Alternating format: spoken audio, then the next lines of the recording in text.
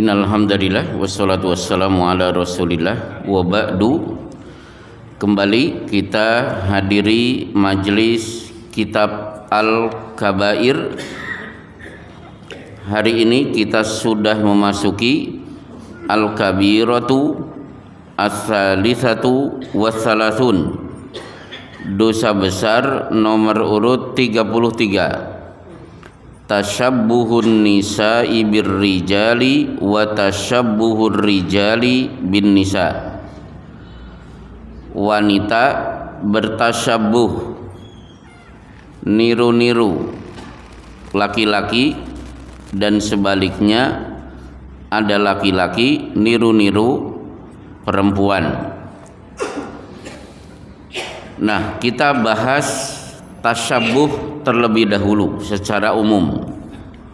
Tasyabuh itu sikap niru, ikut-ikutan,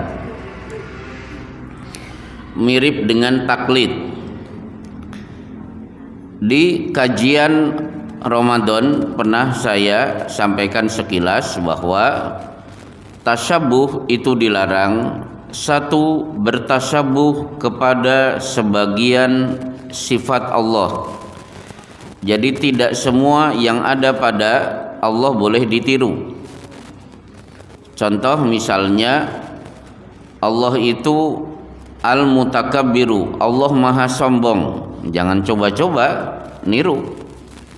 Berani sombong, la yadkhulul jannata man kana fi qalbihi mithqala dzarratin min kibrin. Tidak akan masuk surga orang yang di dalam hatinya ada setitik kesombongan. Tapi kalau niru As-Salam, Ar-Rahman, Ar-Rahim, Maha Pemberi Selamat, Maha Pengasih, Maha Penyayang, silahkan ditiru. Tapi khusus yang ini Al-Mutakabbiru, jangan coba-coba ditiru. Kemudian bertasyabuh kepada sebagian sifat malaikat, ini juga tidak boleh. Melihat malaikat, cintanya kepada Allah full, tidak terbagi-bagi. Akhirnya apa? Saya pengen niru malaikat. Caranya apa? Tidak menikah. Kalau saya menikah, cinta saya kepada Allah terbagi dengan istri, anak, mertua. Akhirnya apa? Tidak nikah. Biar cintanya kepada Allah full seperti malaikat. Nah, ini tidak boleh. Kemudian bertasyabuh kepada sebagian kekhususan Rasulullah Shallallahu Alaihi Wasallam. Tidak semua yang ada pada diri beliau boleh ditiru, seperti menikah lebih dari 4. Kenapa ibu-ibu kok ada reaksi kalau sudah ada istilah poligami? Ya, nggak usah khawatir Bu, dorong aja suami untuk nikah lagi, dorong dari depan. Ya akhirnya kan mundur. Ya, baik. Nah kemudian bertasyabuh kepada tadi sebagian kekhususan Rasulullah. Contoh misalnya Rasulullah tidur, meskipun boleh jadi beliau tidur itu mimpi mendengkur seperti kita. Begitu bangun beliau boleh sholat tanpa wudhu. Tapi kalau kita tidur dalam keadaan terlentang, itu membatalkan wudhu. Ketika Rasulullah ditanya, ya Rasulullah kenapa engkau tidak wudhu lagi? Inna ainayya tanaman walam tanam qalbi. Yang tidur cuma mata, hatiku tidak tidur. Maka Rasulullah sering mendapatkan wahyu saat tidur. Berbeda dengan bapak-bapak, matanya tidur, hatinya juga ikut tidur. Juga termasuk matanya tidak tidur, melotot seolah-olah melihat ke depan, padahal yang dipikir itu wallahu a'lam bisawab. Belum tentu bapak-bapak melihat ke depan itu sedang menyimak pengajian, itu belum tentu. Baik. Kemudian bertasyabuh kepada setan, itu sudah jelas. Contoh kilu fa inna syaitana la yakilu. Biasakan tidur siang karena setan tidak tidur siang. Jadi kalau bapak-bapak, ibu-ibu tidak punya acara tidur siang berarti niru setan. Maka tolong sisihkan waktu qailulah untuk tidur siang, meskipun cuma 15 menit. Tunjukkan saya manusia bukan setan. Kemudian bertasabuh kepada sebagian sifat binatang, ini tidak boleh. Ya'kuluna kama ta'kulun naru, mereka makan seperti makannya binatang, maksudnya tidak kenal halal dan haram. Itu gaya makan binatang. Baik, kemudian meniru sesuatu yang bukan bakatnya, itu tidak boleh. Karena kullu ya'malu ala syakilatihi, berkiprahlah sesuai dengan bakat masing-masing. Jadi kalau kita tidak punya bakat di dunia itu, jangan memaksakan diri. Rasulullah Shallallahu Alaihi Wasallam itu mendidik para sahabat, mengarahkan bakat-bakat mereka. Abdullah bin Mas'ud bakatnya apa? Bakatnya bacaan Quran yang siapapun akan bisa bercucuran air mata. Abu Musa al-Asy'ari suaranya bagus, siapapun akan menikmati indahnya suara saat sedang membaca Quran.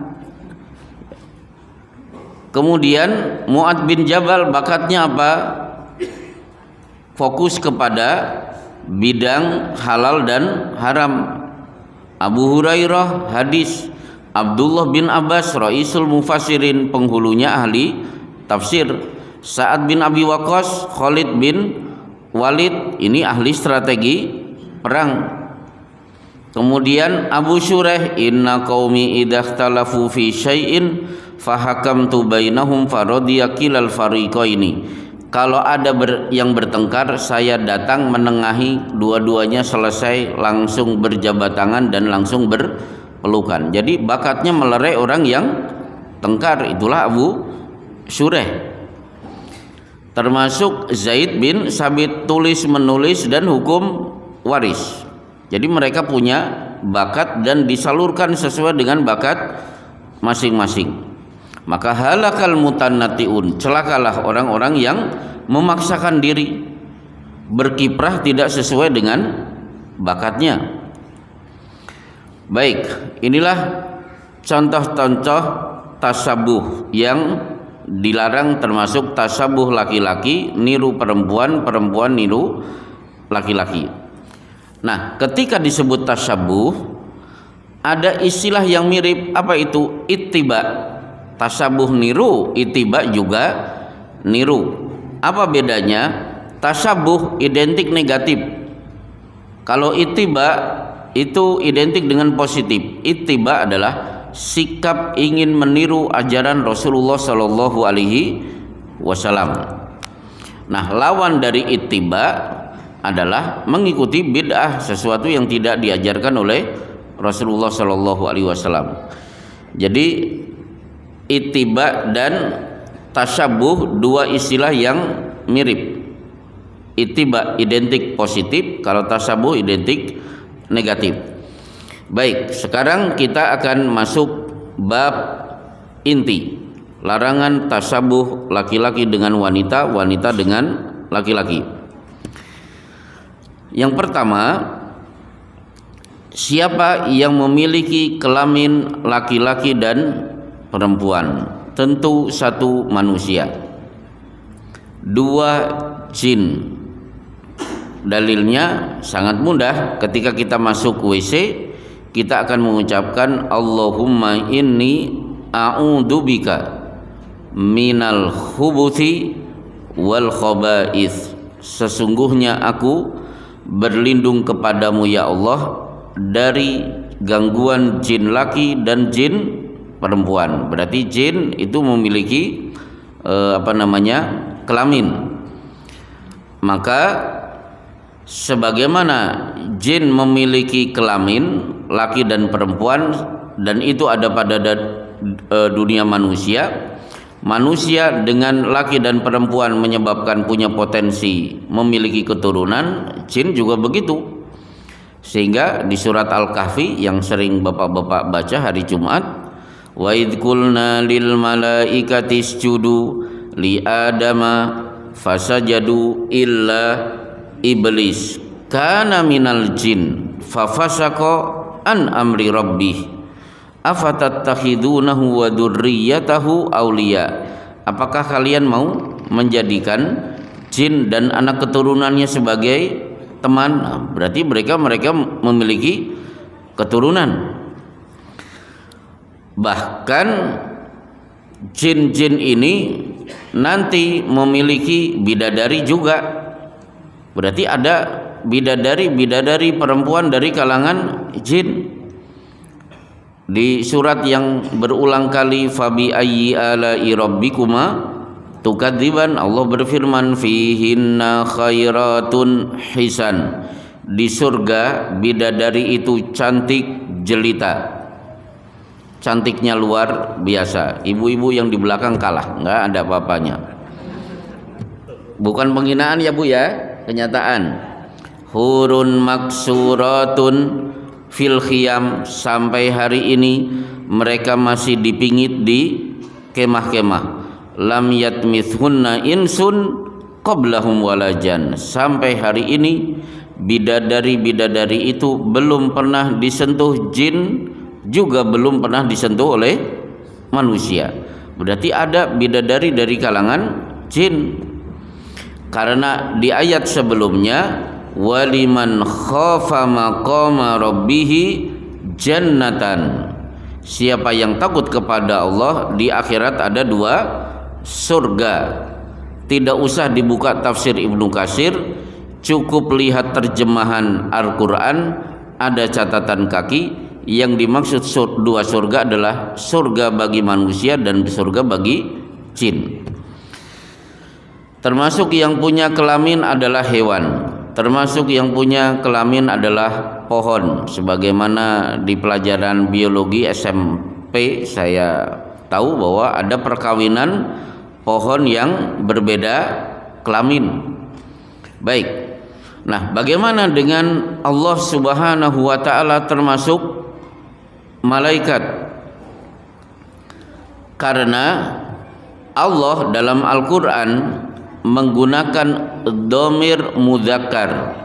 Dhamir itu kata ganti yang menunjukkan laki-laki, tapi kita tidak boleh menyebut Allah sebagai laki-laki. Seperti kul huwallahu ahad. Huwa itu kan dia laki-laki, bukan berarti Allah laki-laki. Kenapa? Laisa kamitslihi syai'un. Allah itu tidak boleh dibanding-bandingkan, tidak mungkin akan sama dengan manusia. Walam yakul lahu kufuwan ahad. Tidak ada satupun makhluk yang menyamai Allah, termasuk manusia, termasuk malaikat. Tidak boleh mentang-mentang ada tak marbutah di belakang malaikatun. Yang belajar bahasa Arab, tak marbutah ini salah satu indikasi yang bersangkutan adalah perempuan. Bukan berarti malaikat itu perempuan, karena tidak semua kata dalam bahasa Arab diakhiri dengan tun itu menunjukkan perempuan. Contoh apa? Abu Hurairatun, Abu Hurairatin. Tak, Abu Hurairah itu kan diakhiri dengan tak juga. Abu Qatadah itu juga diakhiri dengan tak. Maka alakumuz zakaru walahul untha. Apakah kalian punya persepsi kalian hanya berhak memiliki anak laki-laki, sementara Allah memiliki anak perempuan dari kalangan malaikat? Itu membantah keyakinan orang-orang kafir Quraisy bahwa malaikat itu memiliki kelamin perempuan. Baik, masalah kedua, secara kedudukan di hadapan Allah laki dan perempuan itu sama, tidak ada beda. Yang membedakan cuma satu, faktor takwa. Ya ayyuhan nasu inna khalaqnakum min dzakarin wa untha. Wahai manusia, kami ciptakan kalian dari laki dan perempuan. Begitu sudah tercipta, wa ja'alnakum syu'uban wa qabaila, bersuku-suku, berbangsa-bangsa. Lita'arafu, untuk saling mengenal. Inna akramakum indallahi atqakum, yang mulia di sisi Allah bukan karena dia laki, bukan karena perempuan, bukan karena faktor bangsa dan suku, tapi siapa yang paling bertakwa. Termasuk wa may ya'mal minas solihati min dzakarin wa untha, siapa saja yang beramal soleh, mau laki mau perempuan, falanuhyiyannahu hayatan thayyibah, maka akan kami berikan kehidupan yang bahagia, laki dan perempuan. Termasuk di surat Al-Ahzab, innal muslimina wal muslimati wal mu'minina wal mu'minati wal qanitina wal qanitati was shadiqina was shadiqati, itu kan laki dan perempuan. Sesungguhnya mukmin laki, mukmin perempuan, muslim laki, muslim perempuan, mukmin yang rajin bersedekah, mukminah yang rajin bersedekah, laki-laki mukmin yang rajin menunaikan saum, dan wanita-wanita yang rajin menunaikan saum. Jadi ayat ini untuk menunjukkan bahwa laki dan perempuan memiliki kedudukan sama. Nah, kemudian perlu kita ketahui, ternyata dalam beberapa hal wanita diberi keunggulan, kelebihan dibandingkan laki-laki. Contoh misalnya yang pernah saya sampaikan, tidak ada atau belum pernah saya dapatkan dalil keutamaan memiliki anak laki-laki. Tapi yang ada dalil memiliki keutamaan anak perempuan. Man ala jariyataini hatta tablugha ana wa huwa kahataini fil jannah. Punya dua anak perempuan, dididik sampai balik orang tuanya, dan aku di surga sedekat ini. 5 jari direnggangkan kemudian dirapatkan. Sebagaimana rapatnya 5 jari, itulah rapatnya rumah orang itu dengan diriku nanti di surga. Tapi tidak ada keutamaan memiliki anak laki-laki. Ini contoh bahwa wanita terkadang kedudukannya lebih tinggi daripada perempuan. Termasuk kalau ada pertanyaan, siapa yang masuk Islam pertama kali dari umat Rasulullah perempuan? Siapa? Khadijah, nomor urut pertama. Siapa yang mati syahid pertama kali dari umat Rasulullah? Perempuan, Sumayyah, ibunya Ammar bin Yasir. Baik. Kemudian baru masuk ke tasyabuh. Nah, berkenaan dengan tasyabuh, meskipun laki-laki meniru perempuan tidak boleh, perempuan meniru laki-laki tidak boleh, tapi ada satu kegiatan di mana di situ tidak dikenal gender, tidak dikenal kelamin. Contoh apa? Contoh menyembelih hewan kurban. Tidak selamanya bapak-bapak, ibu-ibu boleh. Di Bulughul Maram bab penyembelihan, hadis dari Ubay bin Ka'ab atau Ka'ab bin Malik, Ubay bin Ka'ab, annam ra'atan dzabahat syatan fasu'ilan nabiyyu sallallahu alaihi wasallam an dzalika. Ada yang bertanya, ya Rasulullah, ada ibu-ibu ikut nyembelih kambing, bagaimana ini? Fa amaron nabiyyu sallallahu alaihi wasallam bi akliha, Rasulullah mempersilahkan dagingnya untuk dimakan. Berarti sama, laki-laki punya hak menyembelih, maka wanita juga punya hak untuk menyembelih. Kemudian jodoh, tidak selamanya laki-laki yang aktif ngejar-ngejar perempuan, boleh wanita yang mengajukan diri ingin dinikahi. Seperti contoh mudah Khadijah. Justru Khadijah yang mengutarakan hasrat untuk dinikahi Muhammad sallallahu alaihi wasallam, termasuk di Bulughul Maram. Rasulullah sedang duduk, tiba-tiba wanita datang, "Ya Rasulullah, inni wahabtu nafsi laka, sesungguhnya aku hibahkan diriku untukmu, silahkan nikahi diriku." Berarti wanita ini mengajukan diri untuk dinikahi Rasulullah sallallahu alaihi wasallam. Termasuk urusan pekerjaan rumah tangga. Bapak-bapak boleh tidak nyetrika? Oh bagus. Boleh tidak nyuci baju? Oh istrinya pasti senang. Ngepel? Wah masya Allah, istrinya luar biasa bahagianya. Mana? Kenapa Pak? Ya itu urusan dapur saya Pak, tenang aja. Bismillah. Mana dalilnya? Karena Rasulullah sallallahu alaihi wasallam fi mihnati ahlihi. Rasulullah setiap hari selalu membantu pekerjaan istrinya. Tapi ini ada satu catatan. Ini gara-gara belajar lewat medsos. Beberapa tahun yang lalu viral gara-gara medsos, wanita protes ternyata selama ini pemahaman kita keliru. Ternyata yang tugas masak itu suami, yang tugas nyuci baju suami. Tugas wanita adalah melayani suami di atas tempat tidur, itu saja. Tapi urusan masak, urusan nyuci dan lain sebagainya itu suami. Jadi suami yang nyari duit, suami yang membuat rumah itu rapi. Saya kurang tahu dasarnya dari mana.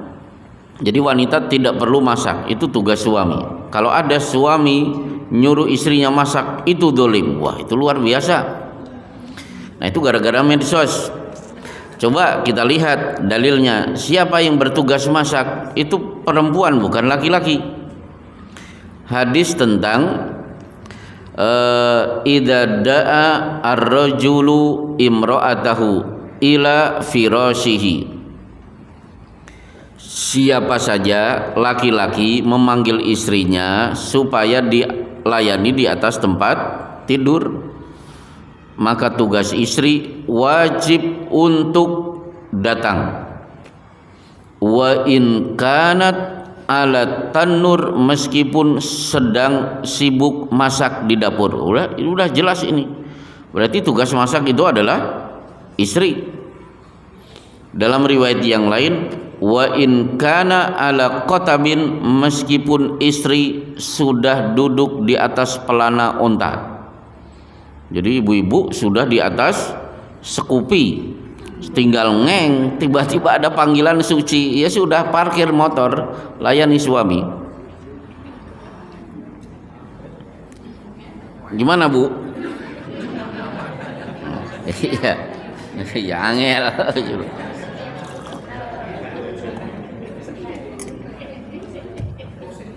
Kosek toh, iya. Ya. Tapi biasanya ibu-ibu protes, lah gimana kalau tempenya gosong? Enggak masalah, layani dulu, nanti begitu gosong Pak nyo PN, itu aja. Baik. Kemudian, nah sekarang masuk yang inti, beberapa tasabuh yang dilarang. Satu, tentang kosmetik. Untuk laki-laki, untuk perempuan, madzahara launuhu wa khafiya rihuhu. Wanita diperkenankan mengenakan kosmetik berwarna tapi tidak ada aromanya. Berarti ibu-ibu kalau pakai lipstik ya silakan, ada warna. Kalau mengecat kuku boleh tidak? Boleh. Menggambar telapak tangan saat menikah pakai henna boleh tidak? Boleh. itu hak perempuan. Laki-laki boleh tidak? Tidak boleh. Terkena pasal Allah laknat laki-laki yang meniru perempuan. Kemudian perhiasan. Laki-laki tidak boleh meniru perempuan. Yang berhak mengenakan emas hanya laki-laki, hanya perempuan. Laki-laki tidak diperkenankan. Kalau mau paling banter perak. Bagaimana kalau ngotot di dunia udah tidak sabar pengen pakai emas, maka lahum fid dunya walakum fil akhirah. Sabar, biarkan orang kafir yang pakai emas. Kalian kalau ingin tunggu nanti pada hari kiamat. Termasuk kain sutra. Laki-laki tidak boleh mengenakan kain sutra. Itu hak perempuan. Termasuk waris. Tidak boleh wanita dengan alasan emansipasi kalau bisa dibalik, perempuan 2, laki-laki 1. Kan kita pernah punya menteri agama menulis karya tulis untuk mendapatkan gelar. Menteri agama kita yang dari Klaten, tidak usah saya sebut, pasti Bapak tahu, mengkritik hukum waris 2:1. Tidak selamanya laki-laki 2, wanita 1. Wanita 2, laki-laki 1 itu mungkin saja terjadi. Beliau memberi contoh kasus di kampungnya. Ibu-ibu jam 3 sudah pada pergi ke pasar. Coba tahun 80-an kan ibu-ibu naik sepeda pada pergi ke pasar. Suaminya nanti bangunnya jam 6, jam 7. Ini kalau ibu-ibu dapat warisan 1, bapak-bapak 2, ini tidak adil. Kalau di kampung kami cocoknya ibu-ibu yang 2, laki-laki 1. Nah, akhirnya menuai kritik dari banyak tokoh kaum muslimin di Indonesia. Kalau boleh saya berkomentar, maka saya memberikan satu kalimat. Biasakan melakukan perbuatan yang benar, jangan membenarkan kebiasaan. Biasakan melakukan perbuatan yang benar, jangan membenarkan kebiasaan. Maksudnya apa? Maksudnya begini.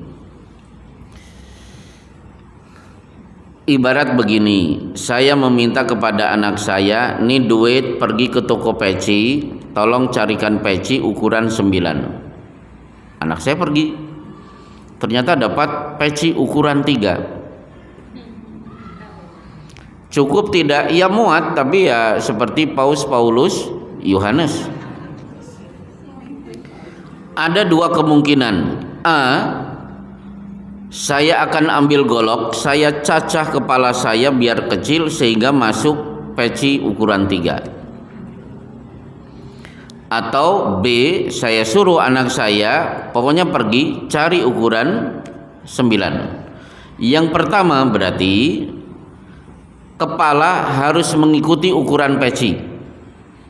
Kalau kepala dicacah tadi, itu berarti dalam rangka kepala harus mengikuti ukuran peci. Tapi kalau yang kedua, peci harus menyesuaikan dengan ukuran kepala. Harusnya kebiasaan perempuan yang jam 3 pergi ke pasar itu dibalik. Bapak-bapak yang pergi ke pasar jam 3, biarkan ibu nanti bangunnya jam 4 atau setengah 5. Kebiasaan jelek inilah yang harus dirubah. Jangan warisan yang hukum waris yang dirubah. Itu kan sama saja membenarkan kebiasaan. Harusnya apa? Membiasakan sesuatu yang benar. Baik, termasuk soft sholat. Jangan emansipasi seperti Aminah Wadud di Amerika. Jadi sholat Jumat khotibnya siapa? Perempuan. Ketika sholat laki perempuan biasa, dalam satu shop mungkin laki-laki ada 5, perempuan ada 4. Jadi tidak karuan, tidak ada pemisahan antara laki-laki dan perempuan. Padahal jangankan sab, ketika Imam Salah pun Rasulullah mengajarkan untuk tidak tasabuh. At-tasbihu lirrijal wa tasfiku linnisa. Imam Salah laki-laki menegur dengan bacaan tasbih subhanallah, wanita menegur dengan bertepuk tangan. Cara menegur imam saja sudah tidak boleh tasabuh. Wanita punya caranya, laki-laki punya caranya. Kemudian adzan, tidak boleh wanita mengumandangkan adzan. Laisa 'alan nisa'i adzanun wala iqamatun. Tidak ada hak bagi wanita untuk mengumandangkan adzan dan iqamat. Termasuk tidak boleh laki-laki bisa punya istri 4. Wah, kami pun wanita kalau bisa boleh punya suami 4. Itu tidak boleh seperti itu. Nah, sementara dalam masyarakat jahiliyah itu biasa seorang wanita punya suami 9, sebagaimana yang diriwayatkan oleh Aisyah. Jadi wanita punya suami 9. Begitu hamil kemudian lahir, 9 laki-laki wajib hadir untuk ditentukan siapa bapaknya. Misalnya wanita masaran, suaminya orang mana? Ada yang dari Gemolong, ada yang dari Gondang, ada yang dari Sambung Macan, Mondoan dan lain sebagainya. Nah, begitu lahir nanti wanita akan menentukan ini mirip seperti siapa ini. Ternyata wajahnya mirip dengan laki-laki dari Tangen, maka laki-laki dari Tangen tidak bisa mengelak, dia wajib mengakui itu adalah anaknya. Ini namanya tasabuh. Mentang-mentang laki-laki boleh punya istri 4, kemudian wanita pengen punya suami 4 juga. Baik, insya Allah cukup. Inilah beberapa dalil larangan bertasyabuh dan letak dosa besar karena Rasulullah menggunakan kata laknat. La'anallahu al-mutasyabbihat minan nisa birrijal wal mutasyabbihina minar rijali bin nisa. Allah laknat wanita-wanita yang meniru laki-laki dan laki-laki yang meniru perempuan. Insya Allah cukup. Ada pertanyaan saya persilahkan. Berarti tesi dan lain sebagainya itu dilarang. Laki-laki pengen jadi banci. Silahkan. Ada pertanyaan? Kira-kira masih ada waktu 7 menit. Ya, silakan. Tadi disebutkan hadis kalau ada orang tua yang mempunyai anak perempuan, kalau dididik sampai akhir balik menjadi soleh, akan surga bersama Rasul.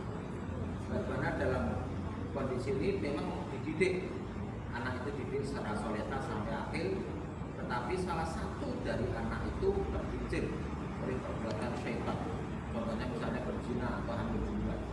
Apakah itu juga termasuk masih kategori dalam arti surga besok bersama Rasulullah? Terima kasih Pak Ustaz. Jawabannya kita tunggu nanti hari kiamat. Wah, itu.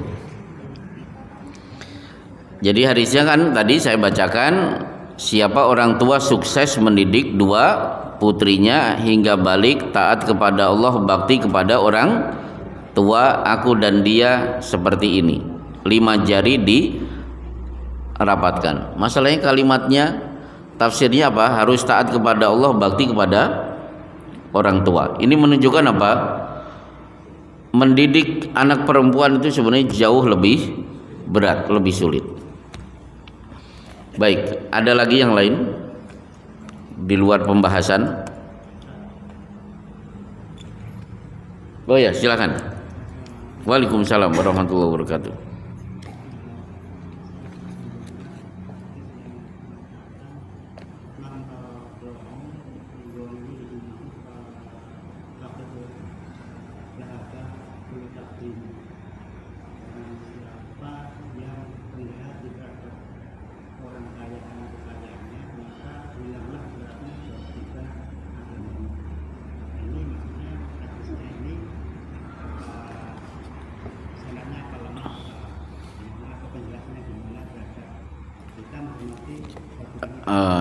Coba Arabnya awalnya apa? Mantawa doa pasti. Oh, baik. Jawabannya baru hari ini saya dengar. Siapa yang tawadhu, rendah diri di hadapan orang kaya, kan begitu. Coba nanti saya cek, saya telusuri. Yang penting sudah ketemu kata di depan man tawa doa. Nanti kita cari. Tapi yang jelas saya belum berani menjawab apakah ini hadis tercantum di kitab-kitab hadis atau ini hadis palsu. Wallahu alam bisawab. Tapi yang jelas kalau Bapak bergaul dengan orang-orang kaya, apa akibatnya? Pasti kita merasa miskin. Bergaul dengan orang-orang yang memiliki dunia, perasaan kita seolah-olah kita tidak punya dunia. Maka bergaullah dengan orang-orang yang ahli ibadah dan orang yang ahli ilmu. Niscaya kita akan sadar ternyata saya sudah kebanyakan dunia. Beda ya, bergaul dengan orang yang punya dunia, berarti orang kaya, pasti kita akan merasa seolah-olah saya tidak punya dunia sedikit pun, akhirnya minder. Sementara kalau bergaul dengan ahli ibadah atau ulama, orang yang berilmu, niscaya kita akan sadar, ya Allah ternyata saya sudah terlalu banyak mencari dunia.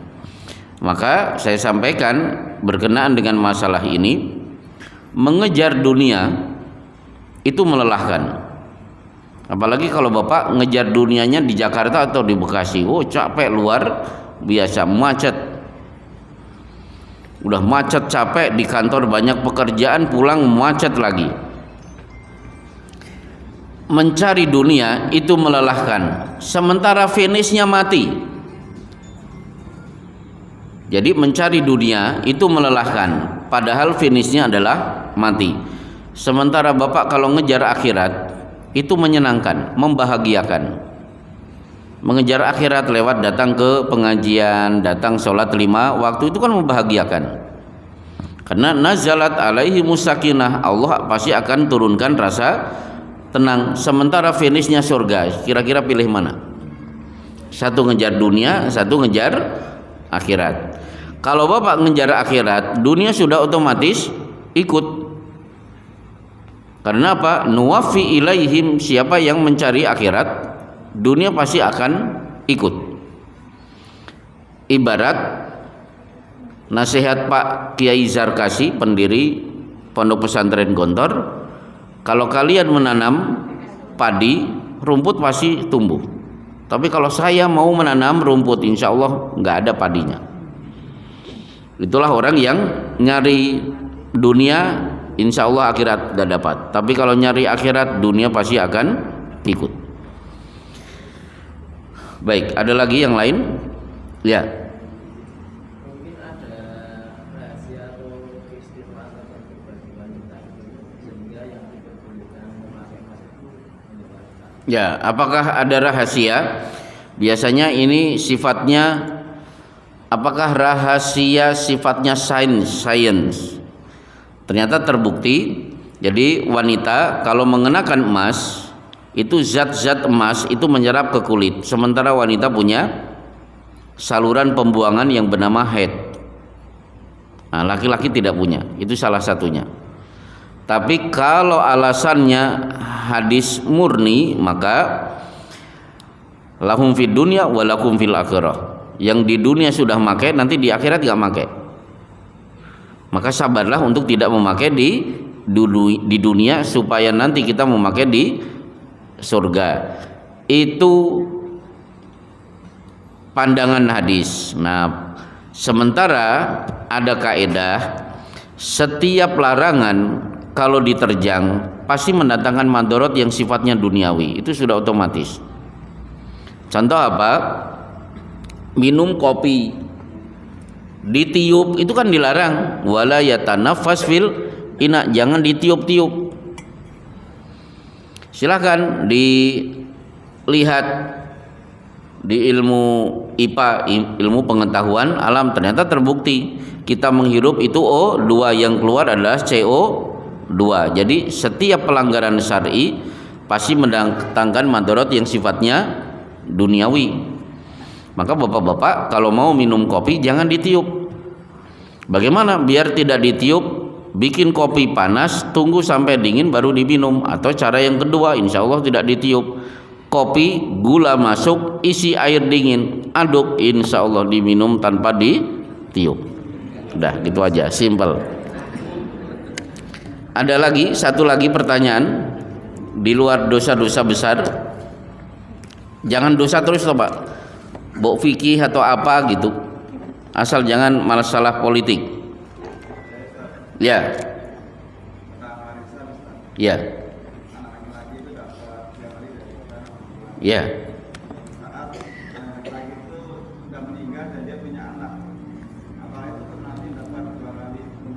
Baik, itulah yang disebut dengan ibnul ibni. Warisan turun ke cucu. Kalau anaknya laki-laki, tapi harta waris anak perempuan tidak bisa turun ke bawah. Misalnya bapak punya anak Tono dan Tini. Bapaknya meninggal, Tono mau diberi, ternyata Tono sudah mati. Tini mau diberi, Tini juga sudah mati. Tapi Tono dan Tini sama-sama sudah berkeluarga, sudah punya anak. Warisan turun ke siapa? Ke anaknya Tono, tidak kepada anak Tini. Nah, kelihatannya ibu-ibu kaget. Saya tidak lihat ibu-ibu aja sudah kaget kelihatannya. Jadi cucu dari anak perempuan tidak dapat. Tapi meskipun begitu, kita gunakan istilah yang disebut dengan islah. Islah itu apa? Mencari perdamaian. Sebagaimana kasus di Bekasi, saya kumpulkan, saya sampaikan, ini cucu-cucu ini dapat warisan. Kenapa? Bapaknya, orang tuanya laki-laki. Ini cucu sebelah ini, maaf Anda tidak dapat. Kenapa? Orang tua Anda adalah perempuan. Pokoknya bagi dulu. Begitu diterima oleh cucu-cucu dari anak laki-laki, sudah tahu bagiannya, akhirnya saya sampaikan supaya kekerabatan tetap nyambung, sementara tangan di atas lebih baik daripada tangan di bawah. Mau tidak tangan-tangan Anda ini di atas berikan kepada saudara kalian dari sepupu-sepupu. Akhirnya apa? Semuanya membagi, akhirnya dibagi rata. Jadi hukum waris terlebih dahulu dilaksanakan, baru penyelesaian islah. Jadi Islam itu tidak sekaku seperti itu.